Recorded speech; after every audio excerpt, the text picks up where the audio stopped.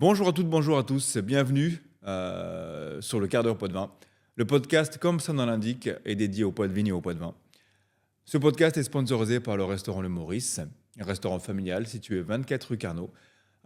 Donc je vous invite à le découvrir ou à le redécouvrir. Voilà, sans plus attendre, nous allons accueillir mon invité. Bonjour, moi c'est Iman et bienvenue dans mon podcast Le quart d'heure pot de vin.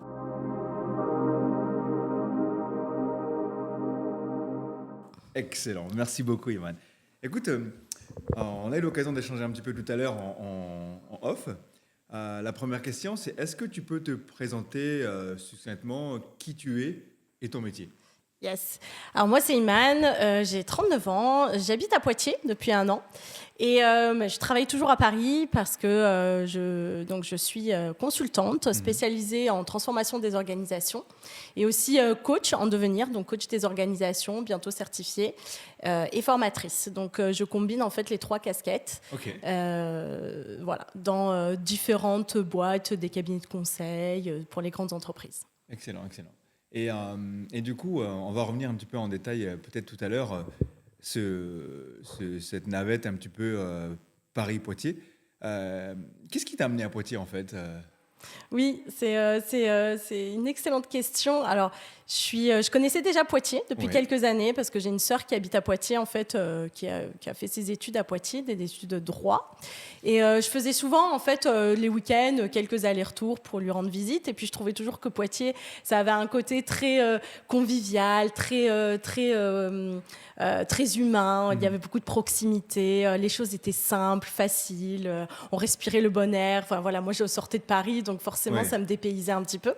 Et ensuite, chemin faisant, après le confinement, j'ai commencé à me poser des questions sur le fait de venir peut-être quitter Paris et venir vivre à Poitiers.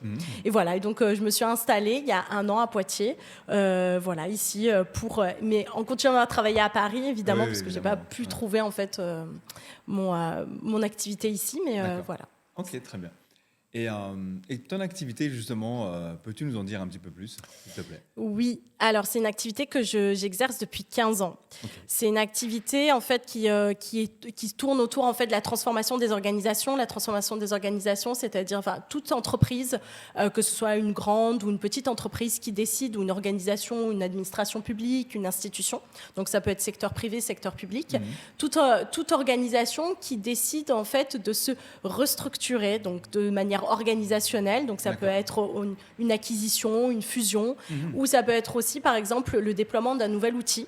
Et dans ces cas-là, en fait, nous, en tant que consultants spécialisés en conduite du changement ou en transformation des organisations, on intervient pour réaliser une feuille de route, en fait, pour mettre en place une stratégie pour pouvoir conduire ce qu'on appelle le changement. Ok, excellent. C'est très technique, en fait. C'est technique parce que très souvent, en fait, on doit avoir une vision vraiment, une hauteur de vue. On travaille beaucoup avec le COMEX, on travaille beaucoup avec les DRH, le DAF, pour avoir en fait une vision très stratégique globale, de ce qui se passe dans l'entreprise. Et on est souvent transverse, c'est-à-dire qu'en fait, on va s'adresser, nous, à la conduite du changement. En fait, s'adresse souvent en fait à toute ou partie d'une entreprise, puisqu'elle s'adresse en fait aux humains. Elle s'adresse aux hommes et aux femmes qui travaillent dans l'entreprise. Voilà. Et ce métier-là, on va y revenir un peu plus tard, peut-être, pour approfondir un peu le sujet, mais qu'est-ce qui t'a permis de choisir ou qu'est-ce qui t'a donné envie de choisir ce métier? Oui, en fait, au départ, j'ai commencé... je connaissais pas la conduite du changement il y a 15 ans, quand j'ai commencé mon métier. En fait, ce qui m'a amenée là-dedans... Moi, je voulais être enseignante à la base. Je voulais enseigner le français. Voilà, c'était mon objectif au départ. Et en fait, j'ai fait une partie de mes études en Angleterre. Et en Angleterre, j'ai découvert, en fait, il y a 15-20 ans, on faisait déjà du blended learning, on faisait déjà du e-learning, on faisait déjà de la formation à distance. C'est quelque chose qui se faisait pas trop en France, où on était vraiment dans les balbutiements il y a 20 ans. Et je suis arrivée, je me suis dit, tiens, je vais peut-être pas faire de l'enseignement, mais je vais peut-être m'intéresser à tout ce qui est formation pour adultes et la formation à distance. Et en fait, je suis arrivée après mes études, etc. Je reviens de Londres, je débarque à Paris. Et là, en fait, j'obtiens un stage dans un organisme de formation. Et là, dans cet organisme de formation, on faisait vraiment de la conception pédagogique, de l'ingénierie pédagogique. Et c'est là que je me suis dit, tiens, c'est un métier qui m'intéresse et je vais peut-être partir là-dedans. Et en fait, la conduite du changement est arrivée vraiment un petit peu par hasard, voilà, parce que dans les grandes entreprises, on parlait pas seulement que de formation. La formation, c'est un levier de la conduite du changement, tout comme la communication. Nous sommes aux États-Unis. C'est ça. La formation fait partie d'un des leviers que l'on utilise dans la conduite du changement, mais ce n'est pas... voilà, la conduite du changement, c'est vraiment... Il faut le voir comme une prise de hauteur dans qu'est-ce qu'on fait pour combler le gap entre ce qui est fait aujourd'hui et ce qu'on projette et ce que l'entreprise projette de faire demain. Très bien. Et depuis 15 ans, du coup, est-ce que tu vois, en France en tout cas, est-ce que tu as vu un changement significatif ou pas dans ce domaine-là? Oui. Ça commence à devenir de plus en plus. On parle beaucoup plus de conduite du changement, là où les Anglo-Saxons parlaient déjà en fait. Ils avaient déjà de l'avance. Voilà, ils avaient déjà de l'avance. Ils faisaient déjà de la conduite du changement. Ils appellent ça, même au Québec, ils appellent ça de la gestion du changement. En fait, la terminologie n'est pas la même en France et au Québec. Et peut-être qu'on pourra revenir aussi sur une communauté que j'ai créée en fait, que j'ai cofondée avec des confrères et des consoeurs québécois qui parlent en fait, qui s'appelle le leadership du changement et qui permet en fait vraiment de vulgariser en fait ce que c'est que la conduite du changement en France et dans tous les pays francophones. Et justement, tu vois, la conduite du changement a énormément changé. On en parle de beaucoup plus. Les entreprises comprennent de plus en plus l'importance, non pas de se focaliser uniquement sur la technologie, mais sur l'humain. Parce que c'est l'humain qui fait tout au final, et la technologie n'est rien sans l'humain. Et en fait, très souvent, les entreprises mettent un paquet fou d'argent pour déployer la technologie, sans forcément en fait accompagner les humains qui vont le déployer derrière. Et est-ce que du coup, tu penses que ce retard qu'on a eu il y a quelques années, on a pallié à ça, ou est-ce qu'on est quand même malgré tout on a quand même un petit wagon de retard par rapport aux Québécois, tu disais, ou aux Anglais? Ouais, je crois qu'on est en train petit à petit d'essayer de rattraper le retard. Il y a des grandes entreprises en fait internationales qui comprennent maintenant l'importance en fait vraiment de la conduite du changement et qui l'intègrent. Je vois, tu vois, c'est très significatif dans les offres d'emploi. On parle beaucoup plus de management, de stratégie, d'organisation, de conduite du changement, tu vois, de change management en anglais. Et en réalité, donc, elles commencent à bien s'en saisir et voire même maintenant, tu vois, il y a autre chose qui arrive et je pense que les JO en sont aussi pour quelque chose, c'est le coaching. Les entreprises commencent à comprendre aussi que le coaching des organisations, d'équipes, le coaching individuel, le coaching des dirigeants est aussi important. Voilà, parce que en fait, on touche à une dimension qui est plus exogène, comme tu vois la conduite du changement, puisque la conduite du changement, c'est vraiment mettre en place une stratégie dans l'ensemble de l'entreprise, une méthodologie qu'on vient appliquer. Le coaching, lui, vient plutôt aller chercher des méthodes, utiliser une approche plus systémique et utiliser des méthodes plus endogènes, donc aller chercher vraiment ce qu'il y a de plus profond dans les humains, quoi. Très bien. Et tu penses que aujourd'hui, fin 2024, c'est quelque chose qui va se développer de plus en plus en France? Oui, j'en suis convaincue, non pas parce que c'est mon métier, mais vraiment parce que je suis convaincue qu'avec l'émergence de l'intelligence artificielle, l'automatisation des processus, les métiers vont pas disparaître, mais vont changer, vont évoluer d'une autre manière. Et il y a des métiers en fait qui vont devoir évoluer. Et la conduite du changement, je pense que ça va avoir toute son importance parce qu'il va falloir vraiment accompagner ces personnes dans cette nouvelle transformation et essayer de montrer à quel point, en fait, aujourd'hui, on parle beaucoup de résilience, tu vois, de devenir résilient, d'avoir, tu vois, on parle beaucoup d'intelligence émotionnelle, d'empathie, comment en fait, l'humain se transforme, change, comment tu vois, tout ce chemin qu'il parcourt dans le changement. Donc, je pense réellement que ça va faire partie d'une des dimensions hyper importantes à intégrer dans une entreprise, qui est d'accompagner les humains. Voire même limite une obligation. Peut-être que le mot est fort, mais...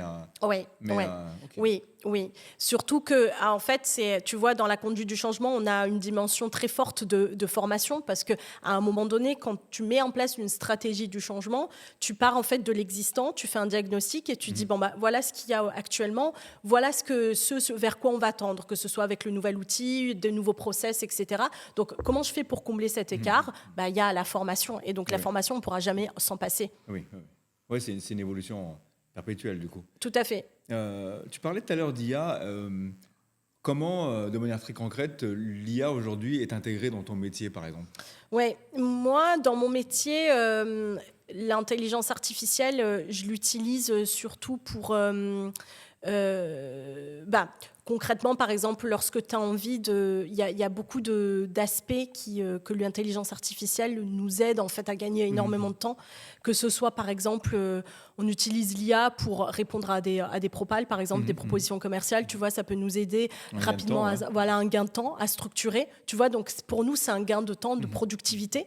Ça nous permet de nous concentrer un petit peu plus sur des tâches, où on peut accompagner un peu. Quoi. Exactement, on peut accompagner le client. Ça, c'est, tu vois, sur des tâches au quotidien, par exemple, même sur la création de formation, sur la création de templates, de communication, tu vois, des choses comme ça, vraiment très concrètes qui nous permettent d'aller beaucoup plus vite et de nous concentrer réellement sur qu'est-ce que je fais quand je suis vraiment en présentiel avec les équipes, sur quoi j'ai ma valeur ajoutée. Très bien. Et est-ce que du coup, dans cet accompagnement d'une organisation, tu intègres justement l'IA en guise de compagnon pour tes clients? Oui. Alors, pour l'instant, tout dépend du secteur dans lequel on travaille. Tu vois, par exemple, si tu travailles dans le secteur bancaire, pour l'instant, tu vois, l'intelligence artificielle, surtout quand tu viens de l'extérieur, c'est c'est hyper compliqué. Ouais. Mais tu vois, petit à petit, là, ce qu'on essaye de faire avec les clients, c'est d'essayer de travailler avec eux sur des use cases pour leur demander, en fait, pour voir avec eux où sont les processus qui, pour eux, leur semblent être pertinents d'automatiser, pertinents d'utiliser l'intelligence artificielle, et comment, en fait, ça va transformer en fait, les équipes. Et là, on travaille, tu vois, avec les équipes, les DRH, on travaille avec les gens du métier pour vraiment se focaliser et comprendre, en fait, comment l'intelligence artificielle va s'intégrer dans leur métier. Ok, très bien, je vois. On va s'écarter un petit peu du sujet. Tout à l'heure, tu as parlé de ce que tu as créé notamment au Québec. Est-ce que tu peux nous en dire un peu plus, s'il te plaît? Oui, il y a à peu près 2 ans, moi je suis beaucoup sur la plateforme LinkedIn, donc c'est une plateforme sur laquelle je suis énormément à fond. Je regarde énormément ce qui se fait, je fais vraiment ma veille quasiment sur LinkedIn, quasiment tous les jours. Et en fait, j'aime aussi beaucoup me connecter avec des personnes, et surtout avec des personnes qui ont les mêmes affinités ou avec lesquelles on a les mêmes intérêts communs. Et j'ai rencontré en fait Sophie, qui est française, mais qui vit au Québec, qui est revenue en plus, là, il y a quelques mois, elle est revenue vivre en France. Et en fait, on a très vite accroché, et puis chemin faisant, donc on a beaucoup discuté. Et Sophie a créé sa boîte, donc au Québec, où elle accompagne donc le changement. Et on discutait, elle organisait parfois des sessions de co-développement, où on venait en fait parler chacun de nos cas, et on essayait d'expliquer un petit peu quels étaient les freins qu'on rencontrait, quelles étaient les difficultés. Et en fait, on essayait, tu vois, toujours dans la confidentialité de nos clients, de trouver des solutions, tu vois, communes, ou d'avoir tu vois, de s'ouvrir à d'autres horizons, ne serait-ce que, tu vois, de dire, tiens, nous, au Québec, on fait ça comme ça peut être pertinent. Et en fait, un jour, il y a quelques mois, on a eu la même idée, c'était de créer une forme d'association. Alors au départ, on ne savait pas trop quelle structure lui donner. Finalement, on a plutôt créé une communauté pour l'instant. Donc il n'y a pas de forme juridique, mais c'est plutôt une communauté qu'on a créée en ligne et qu'on a confondée avec d'autres personnes en fait, de l'entourage de Sophie qui viennent du Québec et avec lesquelles on s'est dit le but, c'était de se dire il y a énormément de choses qui se font en anglais. Donc le change management, il y a une littérature immense dans le conduite du changement en anglais, un peu moins en français. Donc ça commence à arriver, mais il y a des choses. Et l'idée, c'était de se dire, tiens, en créant cette communauté de la conduite du leadership du changement, on écrit des articles à peu près 2 fois par semaine, chacun un petit peu notre tour, où on a chacun aussi un peu nos affinités. Certains parlent de la gamification, moi je vais parler plus du conseil et du coaching. Et en fait, on écrit des articles et on vulgarise un petit peu aussi, tu vois, avec tout ce qu'on peut lire, tout ce qu'on peut entendre. Et on crée aussi on va créer des LinkedIn Live. Dans lesquels on va pouvoir aussi inviter des gens ou même s'interviewer entre nous sur des événements qu'on aurait pu des événements où on aurait pu assister. Pardon. Dans le but d'informer du coup et de suivre. Tout à fait, informer, sensibiliser, faire connaître aussi de plus en plus la conduite du changement. Ok. Et c'est une question alors peut-être un peu légère, voire même un petit peu anodine, voire même utopique, mais quelle est la différence, par exemple, au Canada et en France, étant donné que tu as échangé avec Sophie, comment je peux formuler ça? Qu'est-ce qui différencie vraiment entre le Canada et la France sur ce même sujet, en fait? Et est-ce que la France apporte des choses au Canada et inversement? Ou c'est uniquement le Canada qui apporte quelque chose à la France? Oui, je pense que il y a toujours, tu vois, un échange, un vase communicant. Par exemple, avec Sophie, l'une des choses qu'elle m'expliquait, c'était que dans la transformation des organisations, tu vois, dans les entreprises au Canada, au Québec, les gens pouvaient changer facilement de métier, être en reconversion professionnelle en permanence, tu vois. Et il y avait pas de souci, il y avait pas de questionnement sur pourquoi tu fais ça et puis le lendemain tu as envie de faire autre chose. Voilà, c'est dans un parcours classique, dans un parcours RH, ça pouvait être tout à fait cohérent pour une personne. Et ça, tu vois, ça fait partie des choses, par exemple, qui dans notre métier, par exemple, dans la conduite du changement, tu vois, on est plutôt cantonné. On se dit les personnes sont dans cette entreprise, elles vont rester. Au niveau tu vois, des ressources humaines, c'est un petit peu les compétences sont les compétences. On a un peu ce côté un peu où on aime bien qu'il y ait un parcours bien ficelé, rigide et qui soit vraiment très cohérent, parce que on va te poser des questions, mais pourquoi tu as fait ça et puis après tu es allé là, pour comprendre un petit peu la pertinence. Tu vois, alors qu'au Québec, c'est vraiment hyper ouvert là-dessus. Et ils se posent pas de questions sur ces sujets-là. Et aussi parce que pour la conduite du changement, ce qu'elle me disait, la gestion du changement, c'est vraiment... alors, il y a du boulot, hein, évidemment, c'est pour ça qu'on est là, mais elle m'expliquait qu'il y avait quand même cette idée que la gestion du changement, c'était aussi infusé, intégré, que c'était incarné chez les gens. Par exemple, Sophie a interviewé une personne la dernière fois qui a créé ce qu'on appelle le lab du changement. Voilà, c'est un lab expérimental dans lequel les gens viennent, expérimentent, essayent de comprendre en fait quelles sont les résistances au changement. Et ça, je trouvais ça hyper intéressant de se dire que chaque entreprise pourrait avoir cette espèce de lab du changement, parce que le changement, c'est un peu tout le temps. C'est un peu, tu vois, mais c'est aussi quelque chose qui est... en fait, le changement n'est pas évident. En fait, on parle de changement, mais c'est pas évident de sortir de sa zone de confort, que ce soit professionnel ou personnel. Et tu vois, de voir ce lab, c'est un espèce de sas de décompression pour dire, voilà, en fait, on peut faire des choses en se trompant, en fait. Je pense qu'il y a ça aussi qui est important. C'est l'essai-erreur. Qui est finalement, chez nous, un peu encore mal perçu, en fait. C'est ça. L'erreur est un petit peu mal perçue parce qu'on se dit que une erreur, c'est une erreur.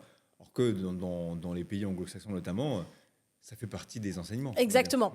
Je pense que c'est ça aussi qui est important, même si maintenant les entreprises commencent à expliquer que l'échec fait partie de la vie, etc., que ça fait partie aussi d'une entreprise. On a encore un tout petit peu de mal aussi en France avec l'échec, alors que dans les pays anglo-saxons, les essais-erreurs, essais-erreurs, c'est le quotidien. C'est une logique, en fait, Exactement. Au final, quand on y pense. Ok, d'accord. Est-ce que... tu penses que...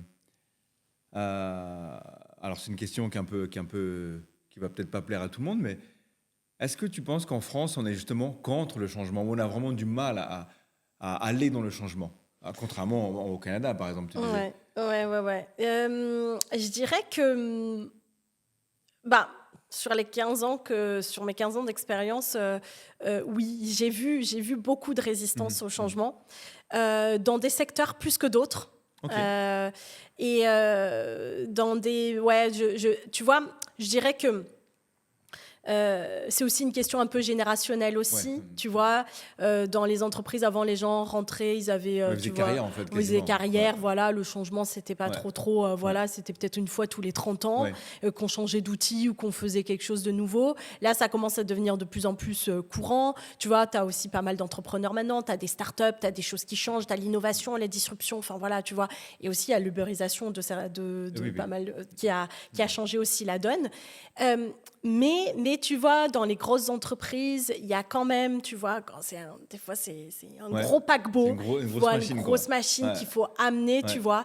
Eh bien, oui, le changement. Et tu sais, je pense que c'est même pas que français. Je dirais que c'est l'humain, en règle générale, qui a du mal à sortir de sa zone de confort et à aller chercher le changement, même si derrière, le bénéfice est extraordinaire, parce que quand tu te transformes, après, voilà, il y a plein d'autres opportunités qui s'ouvrent, qui se créent, voilà. Mais effectivement, en France, on a une fâcheuse tendance à aller vers... avant de dire oui, on dit non, on freine des 4 fers et on se dit, on va voir si c'est OK ou pas. Ok. Bah, écoute, je vois bien. On va s'écarter un peu du sujet du coup de ton métier. Aujourd'hui, à quoi ressemble ta semaine type, tu vois? Ma semaine type, c'est beaucoup d'accompagnement chez le client, beaucoup de reporting, beaucoup de gestion de projet. Donc moi, mon organisation, c'est vraiment, tout mon métier d'accompagnement au changement s'organise autour de la gestion de projet, la planification, la gestion des coûts, la gestion des risques. L'analyse des indicateurs aussi. Et quand tu analyses tes indicateurs, c'est un peu ça c'est reporting en fait. que tu vas dire écoutez, voilà, il faut que tu montres à la direction que ça a du résultat, qu'il y a des choses qui changent et qui bougent. Et je dirais que les indicateurs du changement sont pas si évidents que ça, parce que il faut aller sur des choses qualitatives, il faut aller sur du quantitatif. Et en fait, aller mesurer le changement, c'est quelque chose de pas facile du tout. Ça fait aussi partie peut-être des sujets pour lesquels aussi les entreprises se posent des questions. C'est OK, je veux bien transformer mes humains, mais en fait, j'ai quoi comme retour sur investissement? Voilà. Et même si elles savent pertinemment que former, communiquer, mais aussi coacher les personnes, ça a un impact très très fort sur la productivité, mais c'est pas quelque chose qui va être forcément tangible ou exploitable ou chiffré. Donc voilà, parfois elles ont un petit peu cette réticence, et elles demandent à voir en fait comment ça peut se traduire en termes de productivité. Concrètement, Concrètement. Et on parlait tout à l'heure justement de l'importance de l'humain. Comment toi, tu gères la partie pro et perso, par exemple, sur ces sujets-là? Sur ces sujets-là, sur même de ta vie en général. C'est-à-dire que, est-ce que ton métier... Oui, j'imagine que ton métier te prend beaucoup de temps. Mais comment toi, tu symbioses un peu tout ça? Ouais, c'est vrai que j'ai tendance à dire que parfois mon métier c'est un peu une extension de moi, parce que au final, tu vois, c'est des sujets qui me passionnent, donc souvent je vais dans ma vie perso, je vais lire, je vais beaucoup me documenter, je vais regarder des choses, tu vois, qui sont vraiment attraits au changement. Et parce qu'aussi, tu vois, je trouve aussi que ce qui est important, c'est que pour pouvoir parler de changement, il faut aussi l'incarner. Il faut aussi, tu vois, en être conscient, avoir une prise de conscience. Moi, ce que j'aime surtout faire aussi, c'est... Moi, je me fais coacher aussi. Donc, j'ai une coach avec laquelle je prends parfois des séances de coaching sur des sujets en particulier, et sur lesquels j'ai envie d'avoir une prise de conscience, une hauteur, tu vois, prendre... C'est souvent ce qu'elle me met dans des situations, j'ai un problème, tu vois, et tu te mets en fait dans une situation de solution et de mise en action. Oui. Et donc en fait, tu vois, disons que ce que je fais, c'est que en fait dans ma vie perso, j'équilibre évidemment entre ce qui peut être fait dans tu vois, mon temps qui est pris par mon boulot, mais il y a aussi ce que je peux faire aussi en dehors de ça. Tu vois, par exemple, toutes les transformations, même quand je vais au sport, quand je fais mes 3 séances de sport par semaine, ça fait partie aussi de mon équilibre. C'est aussi de la transformation physique, tu vois. Donc tu vois, tu vas pour un but, même si moi mon but au départ c'était vraiment de pouvoir en fait, tu vois, sortir un petit peu de ma journée, de me décharger, etc. Il y a aussi tu vois, il y a aussi une certaine forme de confiance que tu prends quand tu progresses, quand tu vois ton corps se transformer. Donc, tu vois, au final, je sors jamais vraiment de mon boulot. C'est de la transformation sur transformation. C'est vrai que c'est un peu l'inconvénient des métiers passion. Exactement. C'est que tu es dedans en permanence. Mais tout à fait. tu parlais tout à l'heure de sport, du coup, de transformation physique, ainsi de suite. Ouais. Peut-être que tu as un endroit où aller faire du sport sur Poitiers. Oui. Moi, je vais chez Gymshark. D'accord. Gymshark. Gymshaft. Ok, on le mettra. Ouais. Gymshaft, qui est situé en fait près pas loin du cinéma Le Dietrich, voilà, pas loin du Jardin des Plantes. Donc c'est là que je vais faire mes séances sportives 3 fois par semaine. Donc je fais à la fois de la boxe et à la fois du du renforcement musculaire. Tu fais avec Simon, du coup? Je le fais avec Simon, ouais. Okay. On est coaché, donc l'avantage et l'immense privilège que l'on a, c'est qu'on est coaché, on est vraiment dans une zone de sécurité, on se sent bien, on est très bien accompagné, et en fait, les progrès en fait sont phénoménaux. Ah oui. Même si moi, je m'en étais pas rendu compte du tout, mais la régularité, la discipline dans le sport, c'est la clé, et en fait, on se rend compte qu'on progresse énormément. Bon, merci à Shafik et Simon, alors. Exactement, merci à Shafik, à toute l'équipe qui œuvre au quotidien pour qu'on puisse se sentir bien et qu'on puisse. C'est vraiment un moment de bien-être. Ouais. C'est hyper important. D'accord. Et ce qui m'amène à des questions un peu plus personnelles, du coup. Quelles sont tes autres passions? Qu'est-ce qui t'anime, autre qu'évidemment ton travail, qui est un métier passion, je le rappelle, mais qu'est-ce qui t'anime autre chose que ça? Alors, je fais aussi de la radio. Du coup, donc j'ai une émission radio pour changer un petit peu. Ça va aussi parler de transformation, mais mon émission radio, en fait, j'ai une émission que j'anime donc 2 fois par semaine, 2 fois par mois, tous les jeudis, à Radio Pulsar. D'accord. Donc c'est une émission en fait qui parle aussi de la transformation, mais plutôt personnelle ou professionnelle. Donc là, on est plus sur des parcours de vie. J'invite des personnes en fait que je rencontre, soit c'est des personnes qui viennent vers moi, soit c'est des personnes que j'ai rencontrées dans les réseaux, que je trouve que leur parcours est intéressant. On prend contact, je vois avec eux si le feeling passe bien, on échange un petit peu, et puis ça passe très bien généralement, et les gens sont toujours hyper OP pour venir dans l'émission et parler d'eux. Et donc on parle de leur parcours et de leur expérience de vie et de leur expérience de la transformation. Ok, très bien. J'aime bien aussi poser la question, imaginons... tu arrives à la fin de ta carrière, on ne va pas donner d'âge parce qu'on ne sait pas si ça existe encore la retraite d'ici là. Ouais, c'est ça, exactement. Ouais. Mais fin de carrière, qu'est-ce que tu aimerais que tes collaborateurs ou tes clients gardent comme image de toi? Trop bien, trop forte comme question. Je pense que ce que je voudrais, c'est qu'ils se disent que c'est d'avoir toujours eu le courage d'essayer, de garder un peu l'image de quelqu'un de dynamique, de quelqu'un de résilient, et quelqu'un qui a fait toujours son maximum en fait pour tu vois, dans mes accompagnements en fait, je mets vraiment mes tripes en fait. Donc je donne vraiment mon max. En fait, je fais toujours aux autres ce que j'aimerais qu'on me fasse à moi-même, en fait. Donc, du coup, je me donne au max pour les clients, pour les gens que j'accompagne, ou même les personnes autour de moi. Très, très bon. Très bon. Ok, et ce qui m'amène à la question suivante. Si je devais demander à un ami commun ce qu'il pensait de toi, tu penses que ça serait quoi? Qu'est-ce qu'il dirait, cet ami commun? Je pense qu'il dirait que...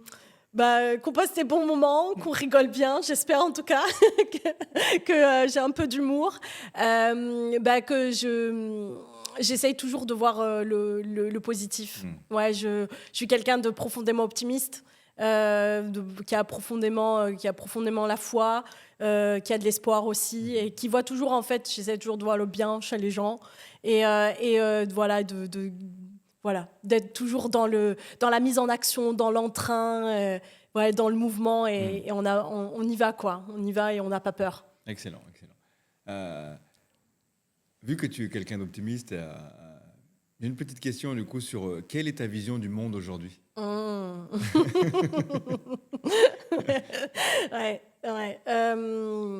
Écoute, il se passe énormément de choses.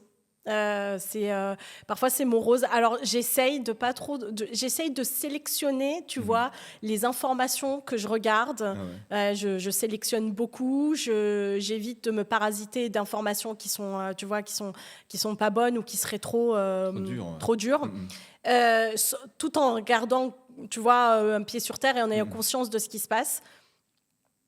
J'ai envie de croire qu'il y a des choses qui vont se passer, des choses positives. Par exemple, je te prends un exemple. J'ai envie de croire qu'en Afrique, par exemple, tiens, on dit souvent que la roue tourne un petit peu. Je pense que, tu vois, il y a des choses intéressantes qui vont se passer en Afrique. Si je dois me tourner un petit peu, tu vois, se décentrer un petit peu de l'Occident, eh bien, il y a une diaspora la diaspora qui commence un petit peu à retourner, à regarder ce qui se passe là-bas. Il y a pas mal de gens qui investissent, il y a pas mal de gens qui se disent qui montent des startups, qui se disent qu'il y a des choses, il y a vraiment, vraiment énormément à faire. Il y a énormément à faire. Voilà, donc j'ai envie de garder cet optimisme et me dire que si on se tourne, par exemple, vers l'Afrique, il y a des choses intéressantes qui vont arriver et que nous, on peut y contribuer aussi tu vois, à tout ce qu'on a pu apprendre, tout ce qu'on a pu capitaliser, qu'on puisse en fait pas l'offrir simplement à une portion de personnes, mais vraiment l'offrir au monde, quoi. Donc voilà un petit peu comment je vois les choses. Très très bon. Ok, c'est une très belle vision. Écoute, je pense que on a fait un petit peu le tour, le chrono oblige. Ouais. Qu'est-ce qu'on peut te souhaiter pour ces prochaines années, j'ai envie de dire. Alors même pas dans 2 ans, parce que finalement, on sait tous que 2 ans, c'est très loin déjà. Mais qu'est-ce qu'on peut te souhaiter pour cette nouvelle année, par exemple ? Ouais, ce qu'on peut me souhaiter, c'est... écoute, je suis dans la création de mon cabinet, donc de conseils, coaching et formation. C'est de me lancer, de pouvoir trouver mes premiers clients, de pouvoir, tu vois, œuvrer dans cette direction-là. De pouvoir aussi, peut-être aussi, tu vois, j'ai une ambition aussi, tourner vers l'Afrique, de pouvoir construire quelque chose aussi là-bas.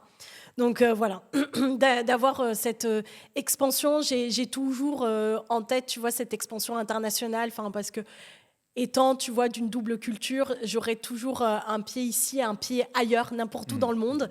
Et donc, en fait, j'oublie jamais d'où je viens, mais aussi le monde qui m'entoure. Et si je peux aider et propager certaines bonnes ondes, certaines bonnes idées, certaines innovations, moi, je suis plus que partante. Écoute, on te souhaite que du bien là-dessus. On sent même un petit peu d'émotion dans ta voix carrément, quand tu le dis. Carrément, donc, écoute, si nous, on peut faire quelque chose, on t'aidera avec grand plaisir. Merci. Puis, écoute, on arrive à la fin du podcast. Est-ce que je peux te donner le mot de la fin ? Écoute, merci infiniment à vous, merci de m'avoir donné cette opportunité en fait de faire ce podcast. J'adore. J'espère que ça aura été, tu vois, autant pertinent pour vous que pour les personnes qui m'écouteront. J'ai envie de vous dire un grand merci. Merci à poitvin.fr. Merci pour tout ce que vous faites et tout ce que vous donnez aux gens pour œuvrer aussi à la mise en avant des talents, à la mise en avant des personnes en fait de la région. Donc chouette. Merci à vous. Merci beaucoup. Merci, c'est très gentil. Merci d'avoir accepté de jouer le jeu avec nous, même avec si ça plaisir. prend un peu de temps. Et merci de nous avoir accordé ce temps. Et puis on mettra sur les réseaux l'évolution, éventuellement l'ouverture de ton cabinet. Super, merci beaucoup. Merci beaucoup et c'est puis chouette. à très bientôt. À très bientôt. Merci à toi. Salut. Merci.